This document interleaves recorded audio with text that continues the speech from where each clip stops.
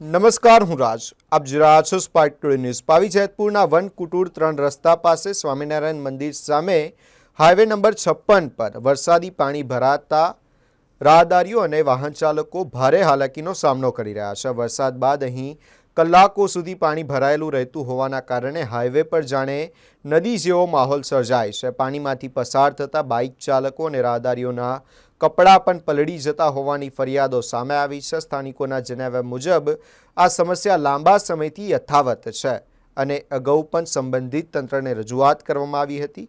ગત વર્ષે રોડ વિભાગના અધિકારીઓએ સ્થળ મુલાકાત લઈ પાણીના નિકાલની કામગીરી કરી હતી, પરંતુ ચાલુ વર્ષે હજી સુધી કોઈ યોગ્ય કાર્યવાહી ન થઈ હોવાનું સ્થાનિકો જણાવી રહ્યા છે.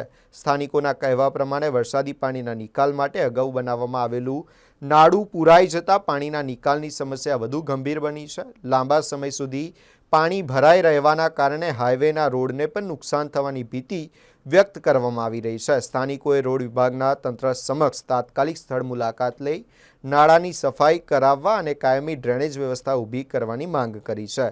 હવે જોવાનું એ રહેશે કે વાહન ચાલકો અને રાહદારીઓની મુશ્કેલી દૂર કરવા તંત્ર ક્યારે કાર્યવાહી કરે છે.